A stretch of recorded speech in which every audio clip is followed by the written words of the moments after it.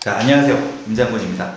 저번 시간에 이어서 오늘은 궁금하셨던 매매 사업자에 대해서 이제 말씀을 드릴 거예요. 많이들 이제 알고 계세요. 저 같은 경우에는 개인으로 하는 투자가 있고, 매매 사업자로 운영하는 사업자 투자가 있고, 그리고 법인으로 투자를 진행하는 세 가지 방식으로 진행을 하는데, 또 이 가장 핵심적인 매매 사업자, 이게 부동산 투자에 어떻게 세금적으로 유리한지, 어떻게 절세를 할 수 있는지, 어떻게 부동산 투자에 이용하는지에 대해서 한번 여쭤보려고 합니다.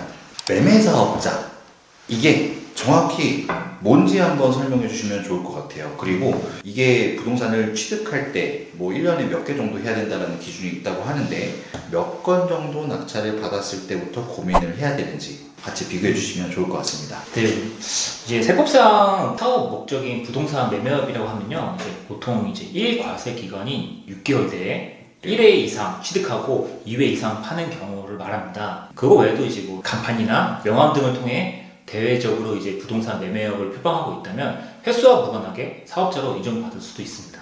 그러면 언제 사업자를 내면 되는 거죠? 이거는 이제 본인의 투자 사이클에 따라 다릅니다. 직장을 다니면서 1년에 한두 건 낙찰받아 2년 이상 길게 보유하실 거라면 건보료나 세금 부담이 없는 개인으로 남는 것이 낫습니다. 반면에 1년 내 여러 채를 낙찰받아 단기 매매를 하실 거라면 무조건 부동산 매매 사업자가 유리합니다.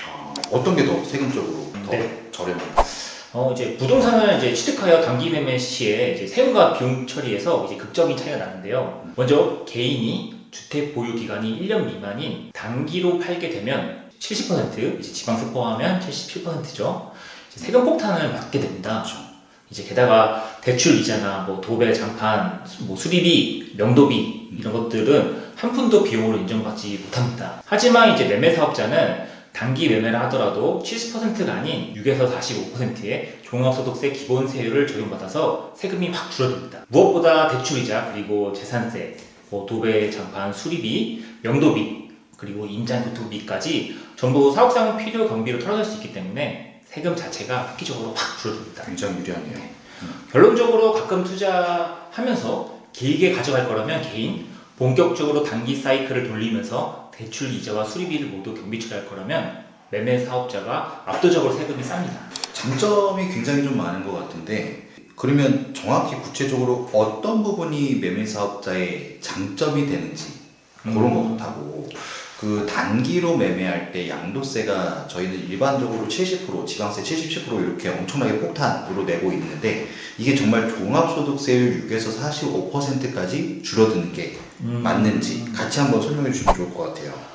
예, 맞습니다. 네. 일단은 세금이 확 줄어드는데요. 이제 개인은 주택을 1년 미만 단기로 양도할 때는 아까 말씀드린 것처럼 70%, 지방세 포함 이제 77%인데, 이거에 아주 무거운 단위세율을 적용받습니다. 하지만 부동산 매매 사업자는 사업하는 행위 자체가 본연의 사업이기 때문에 단기 매매를 하더라도 원칙적으로 6에서 45%의 종합소득세 기본세율을 적용받습니다. 이것이 이제 매매 사업자를 내는 가장 큰 이유이자 장점인데요. 다만 세무상 한 가지 주의하실 점은 이제 비교과세라는 제도입니다. 매매 사업자라도 양도소득세로 계산한 세금을 종합소득세로 계산한 세금을 비교해서 둘 중 더 큰 금액을 납부해야 하는 경우가 있을 수 있어요. 그럼 어떤 물건이 비교과세 대상이 되는 거죠? 이제 바로 이제 비선령 토지, 그리고 분양권, 그리고 다주택자로서 중과 대상이 되는 주택을 양도할 때입니다. 다주택자가 중과 대상 주택을 단기 매매하면 비교 과세에 걸려서 결국 무거운 양도소득세율을 받게 됩니다. 하지만 이제 역으로 말하게 되면 이제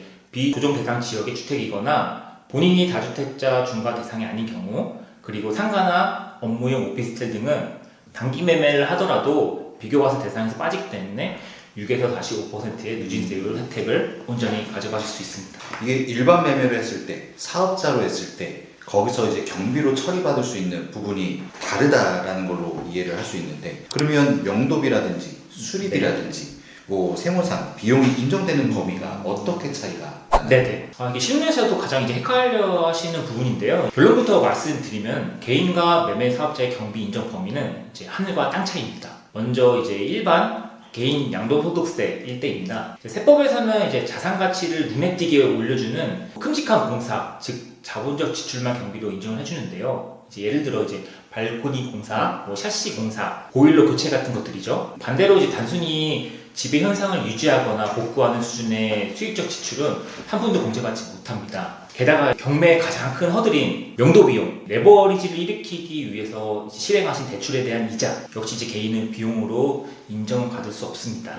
이제 근데 반대로 매매 사업자라면 이야기가 완전히 달라집니다. 부동산을 사고 파는 것 자체가 이제 하나의 사업이기 때문에 수익을 내기 위해 지출한 합리적인 비용들은 대부분 경비로 인정받아 이제 세금을 줄일 수 있습니다. 사업이기 때문에 다 경비로 인정을 받을 수 있다. 네, 맞습니다. 네. 구체적으로 그러면 어떤 것들이 좀 있을까요? 개인들은 절대 못 받는 도배 장판, 도색 같은 수선비, 경매 투자자들의 속을 제일 썩이는 명도 관련 합의금, 이사 비용, 임장이나 계약을 위해서 쓴 이제 KTX 요금이라든지 그리고 차량 유류비, 여비, 교통비 같은 것도 가능하고요. 뭐 사업 유지에 들어가는 이제 수수료, 매년 납부하는 재산세 등 가장 강력한 무기인 대출 이자까지 모두 경비로 털어낼 수 있습니다. 하지만 여기서 이제 한 가지 중요한 실무 팁 하나를 이제 강조해 드리면 이렇게 혜택이 넓은 만큼 국세청에서도 깐깐하게 내역을 볼 수 있습니다. 모든 지출은 이제 사업과 관련이 있어야 하기 때문에 반드시 적격 증빙인 세금 계산서, 현금 영수증, 그리고 신용카드 매출 전표 등을 반드시 수취하셔야 됩니다. 증빙을 만들어 놔라. 예, 맞습니다.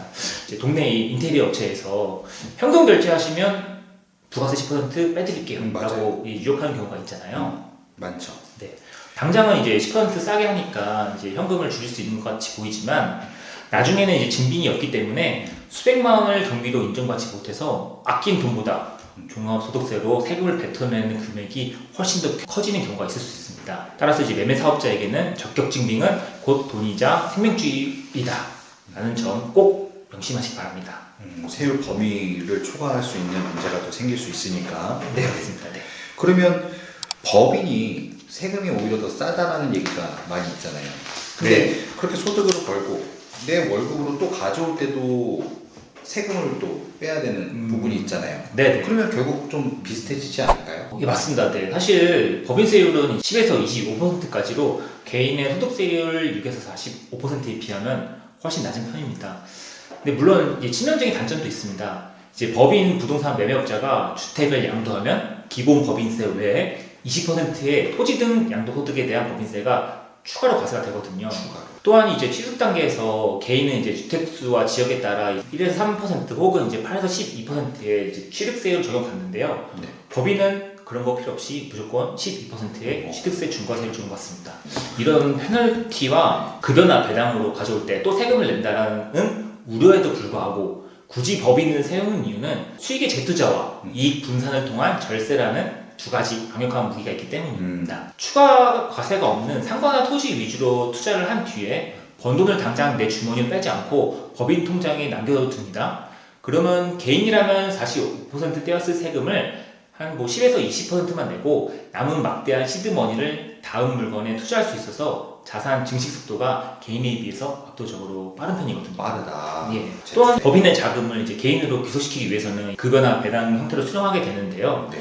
이때 소득세가 과세되는 건 맞습니다. 하지만 개인 명의로 수억 원의 매매 차익을 단 한 번에 실현하는 것보다는요, 최고세율 40%를 받지만 법인의 이익을 쌓아두고 장기간에 걸쳐 급여 퇴직금, 배당으로 쪼개서 가져오는 것이 낮은 세율을 적용받을 수 있는 유리한 방법입니다.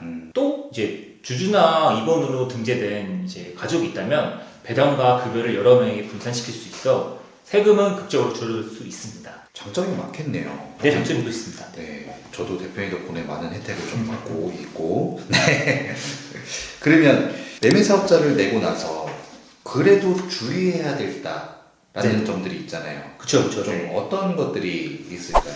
사업자를 이제 일단 내셨다면은 세금 함정에 빠지지 않기 위해서 두 가지 정도를 실무적으로 반드시 챙겨 주셔야 되는데요. 가장 첫 번째 이제 부가가치세 문제입니다. 매매 사업자라고 하면 보통 주택을 위주로 하시는 분들이 많기 때문에 무슨 이제 부가가치세냐라고 말씀하시는 분들이 간혹 계세요. 근데 그거와 다르게 이제 국민주택 규모를 초과하는 대형 주택이나 상가를 매매하실 때는 이제 건물 가입분에 대해서는 세금 계산서를 발급해서 부가가치세를 반드시 납부하셔야 됩니다. 그렇죠. 특히 이제 주의할 점은 토지와 건물이 한꺼번에 있는 경우인데요.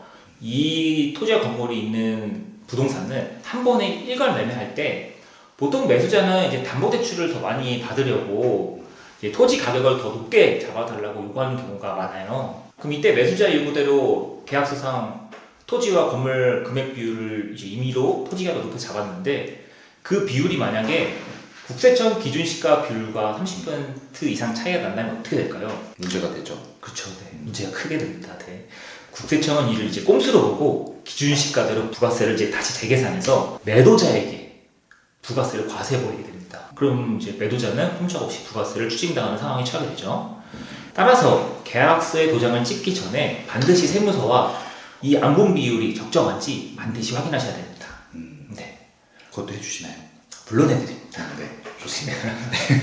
또 하나 더 있죠. 네, 그리고 두 번째로는 많이들 알고 계시는 이제 6월 1일 보유세 기준일입니다.